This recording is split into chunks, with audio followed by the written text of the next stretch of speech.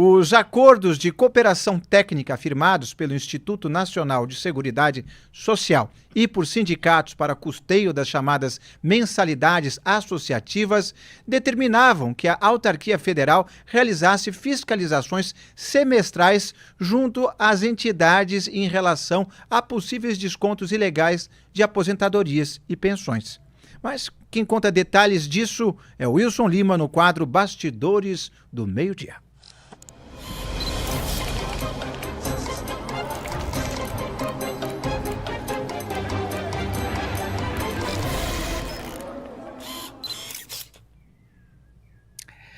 Então, depois que eclodiu essa história do escândalo da farra, do desconto ilegal das aposentadorias, o INSS e o ex-ministro, o Carlos Lupe, dizem o seguinte: olha, não, essa responsabilidade aí não é minha, isso de vez em quando acontece, só que não é bem assim. Vamos colocar na tela, por gentileza, a arte contrato 1, porque esse é um contrato com uma das entidades que foram favorecidas aqui por esse esquema. Então, o contrato ele diz basicamente o seguinte: ele diz que a entidade, né, associativa, né, ela vai passar por um acordo, vai passar por uma auditoria semestral, né, aí a cláusula 9ª de um desses contratos de acordo de cooperação técnica. Mais especificamente, o item 9.3, ele é muito explícito quando ele fala o seguinte, que o INSS realizará fiscalizações ordinárias e extraordinárias sempre que necessário para assegurar a boa execução dos termos desse acordo. Ou seja, cabia sim ao INSS fiscalizar se o dinheiro de fato saía do bolso do aposentado para um destino legal ou não, ou se esse desconto estava sendo legal ou não.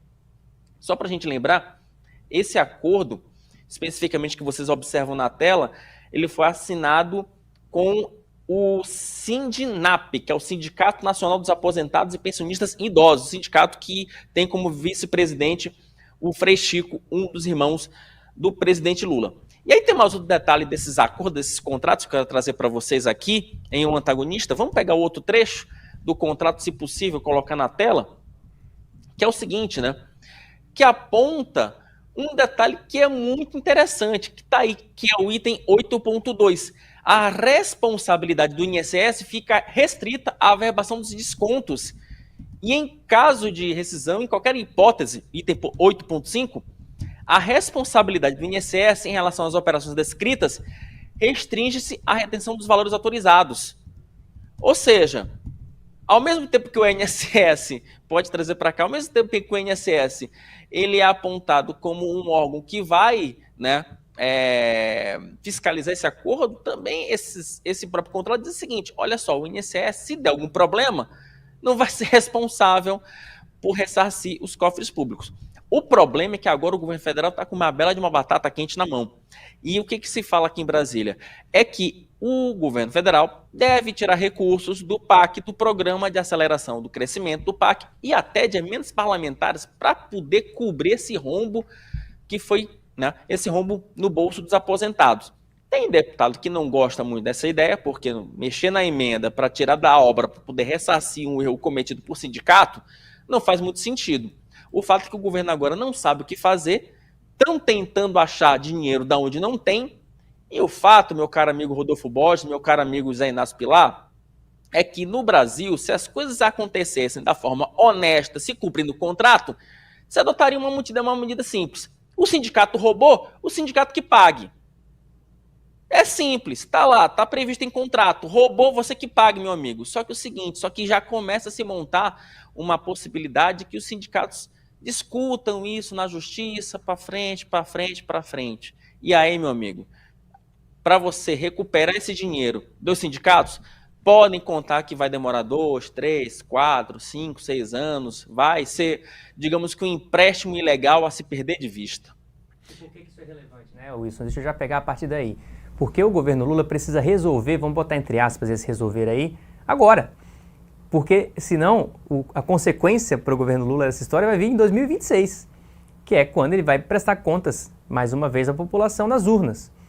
Então, o horizonte para resolver isso aí é muito longo, como você falou. Isso vai para a justiça. Tem gente falando que vai virar precatório daqui a 20, 30 anos, vai estar um próximo governo lidando com esse dinheiro que precisa ser devolvido. Boa parte, inclusive, desses aposentados pode nem estar mais vivo quando isso estiver para ser pago, que é a história do Brasil. Né? Isso aí é a repetição da história. Eu pensei exatamente isso, Rodolfo. Eu pensei exatamente isso. Quer dizer, se você joga para um precatório, o camarada infelizmente falece e não recebe o dinheiro que foi roubado dele. É inadmissível isso. Lembrando que, né, tanto o governo Bolsonaro quanto o governo Lula mexeram com os precatórios. O governo Bolsonaro deixou os precatórios para o governo Lula. Seguinte, então assim, mesmo quando já tem a decisão de pagar, o governo ainda tem essa prerrogativa de empurrar para o próximo orçamento. Então assim, mas o problema e vamos destacar que o Felipe Moura Brasil fez um levantamento muito bem feito sobre as responsabilidades políticas de tudo o que foi feito desde o governo Bolsonaro, inclusive, para afrouxar as regras que permitiram que esses desvios ocorressem,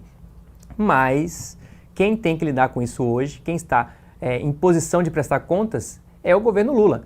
Por mais que os governistas, os lulistas, possam alegar e empurrar alguma parte da culpa para o governo do Jair Bolsonaro, quem está no foco no momento e quem, durante os últimos 2 anos, não fez nada para solucionar esse problema e só agora que a coisa estourou está tentando lidar com isso, é o governo Lula. Então, assim, o impacto político e a responsabilidade de momento é do governo Lula. Vamos ver se eles vão conseguir tirar de um lugar para botar no outro, porque se eles não resolverem, eu estou botando resolver entre aspas aí, porque realmente essa história vai demorar muito para ser resolvida. Mas o resolver do ponto de vista do Lula é pagar aquilo que foi tirado dos aposentados antes que o Lula vá pedir voto de novo, né? É verdade. Só para fazer um remate rápido, Inácio, só para a gente fechar esse assunto, a questão é a seguinte também, o governo precisa resolver isso rápido, porque dentro do Palácio do Planalto já se compara essa crise do roubo das aposentadorias àquela crise do Pix. Então, o potencial nocivo para a imagem do presidente da República, ele é altíssimo. Então, não dá para o Palácio do Planalto ter que agir rápido. E, mais uma vez, o Palácio não sabe o que fazer. Naquela crise do Pix, foram 10 dias em que o Palácio do Planalto ficou batendo cabeça. Agora, você já prolonga essa crise por mais de uma semana, quer dizer, 2 semanas. Então, imaginem aí a verdadeira sinuca de bico em que está o Palácio do Planalto.